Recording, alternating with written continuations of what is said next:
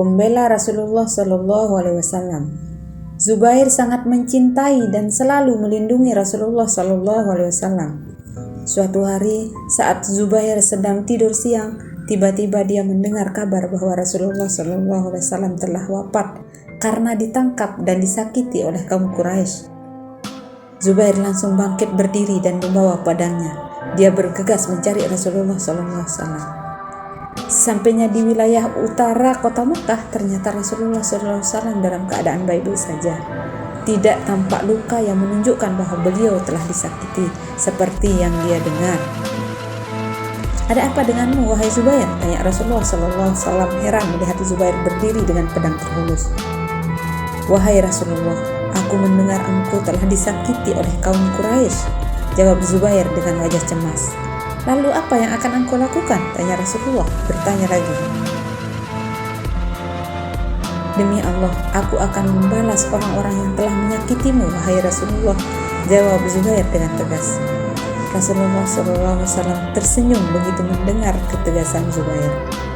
Beliau kemudian mendoakan kebaikan juga kemenangan bagi Zubair dan pedangnya, karena Zubair adalah sahabat yang pertama kali menghunuskan pedangnya demi membela Rasulullah SAW.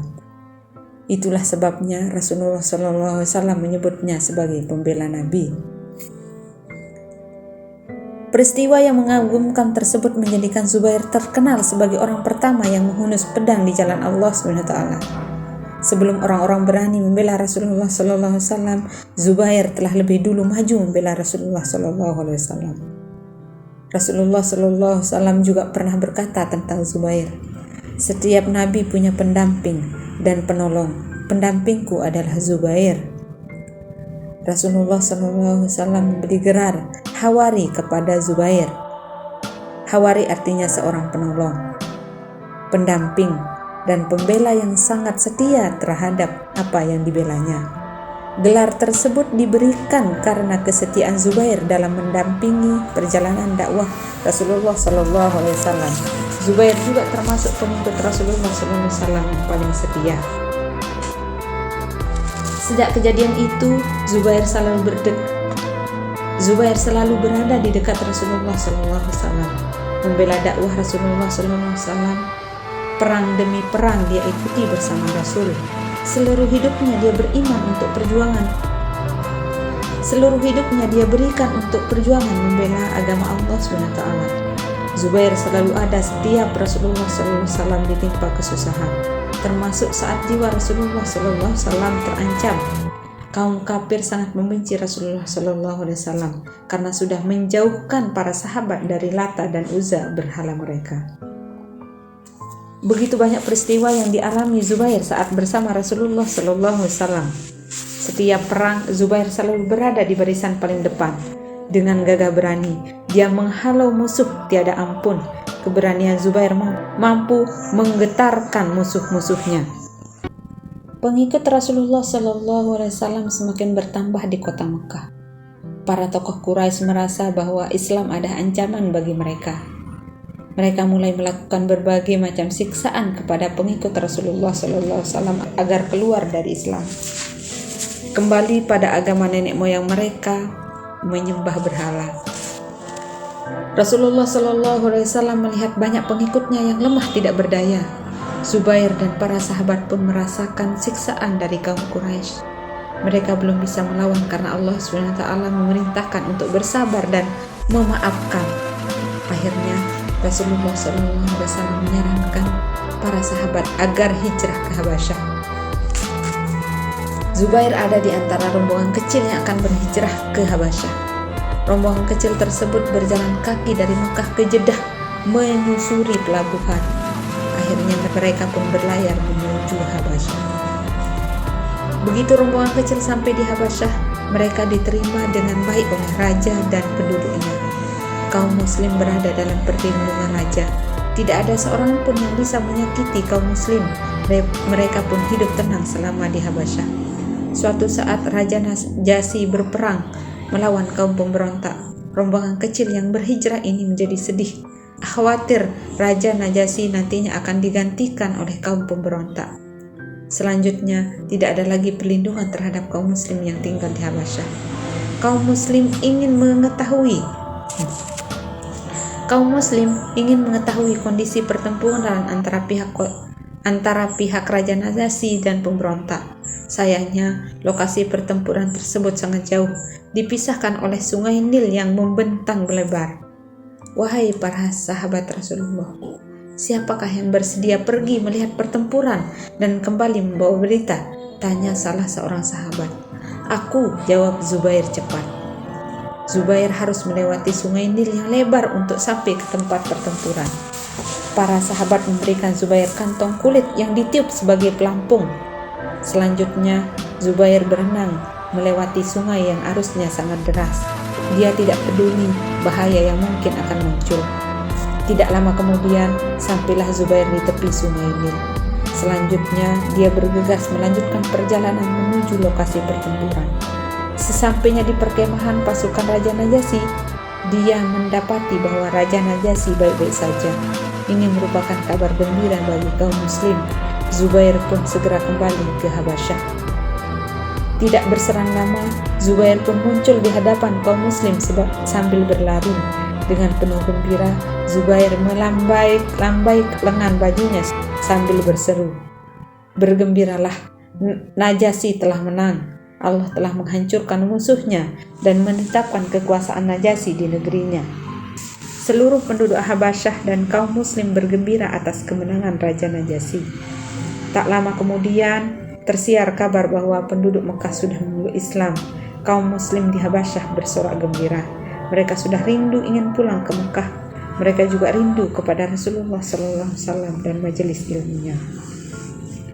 Mendengar berita ini, kaum muslim bergegas pulang ke Mekah. Meskipun mereka belum tahu apa yang sebenarnya terjadi di Mekah.